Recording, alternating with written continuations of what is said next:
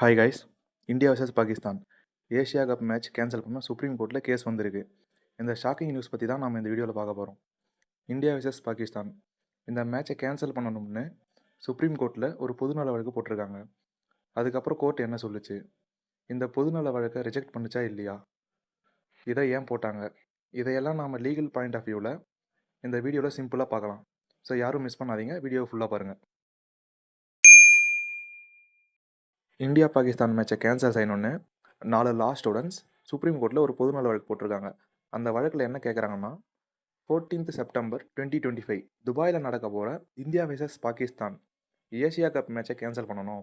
அதுக்கு அவங்க சொல்கிற ரீசன்ஸ்லாம் சமீபத்தில் நடந்த Pahalgam terror attack, operation Sindoor, இந்த மாதிரி சம்பவம் சொல்கிறாங்க.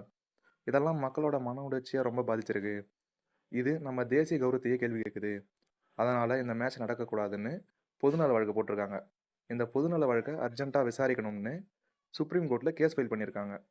இது உடனடியாக விசாரிக்கணும் அப்படின்னு இன்றைக்கி ஹியரிங் நடந்தது. அதுக்கு இப்போ கோர்ட் என்ன ரிப்ளை பண்ணாங்கன்னு பார்ப்போம். இந்த கேஸ் சுப்ரீம் கோர்ட் பெஞ்சில் இருந்த ஜட்ஜஸ் ஜே.கே. மகேஸ்வரி, விஜய் விஷ்ணு, இவங்க 2 பேருக்கும் முன்னிலையில் நடந்தது. ஸ்டூடெண்ட்ஸ் அர்ஜென்ட்டாக இந்த மேட்சை கேன்சல் பண்ணணும்னு கேட்டாங்க. அதுக்கு ஜட்ஜஸ் என்ன சொன்னாங்கன்னா, இது ஒரு கிரிக்கெட் மேட்ச் தான், இதில் எந்த ஒரு எமர்ஜென்சியும் இல்லை, அதனால் அர்ஜென்ட்டாலாம் இந்த ஹியரிங் எடுத்துக்க முடியாது அப்படின்னு சொல்லிட்டாங்க. இந்த பொதுநல வழக்கை கேன்சல் பண்ணலை, இமீடியட்டாக ஹியரிங் கேட்டாங்க. அந்த இமீடியட்டாக கேட்ட ஹியரிங்கை தான் ரிஜெக்ட் பண்ணாங்க. அதனால் இந்த கேஸ் பொறுமையாக சுப்ரீம் கோர்ட்டுக்கு வரும். மேட்ச் சண்டேயில் நடக்க போகுது, ஆனால் மேட்ச் முடிஞ்ச பிறகு தான் ஹியரிங்கே வரும். அதுக்கு முன்னாடி மேட்ச் முடிஞ்சிடும். அதனால் மேட்ச்சுக்கு எந்த ஒரு பிரச்சனையும் இல்லை. இந்த இடத்துலையும் உங்களுக்கு தேவையான விஷயம் கிடச்சிருக்கும். இதுக்கப்புறம் லீகல் பாயிண்ட் ஆஃப் வியூவில் கோர்ட் ஏன் ரிஜெக்ட் பண்ணுச்சு, என்ன லாஸ்லாம் இந்த பொதுநல வழக்கில் இருக்குது, அதை பற்றி தான் பார்க்க போகிறோம். இவங்க பொதுநல வழக்கில் ஆர்டிகல் 32 யூஸ் பண்ணி இந்த மேட்ச் நம்ம ஃபண்டமெண்டல் ரைட்ஸை பாதிக்குதுன்னு சொல்லியிருந்தாங்க. ஆனால் ஜட்ஜஸ் அதை ஒத்துக்கலை. அதுக்கு அவங்க சொன்னது, இது அர்ஜென்ட் மேட்டர் இல்லை, கிரிக்கெட்டை சட்டத்தில் இருக்க ரைட்ஸ் டு லைஃபுக்கு லிங்க் பண்ண முடியாதுன்னு சொல்லிட்டாங்க.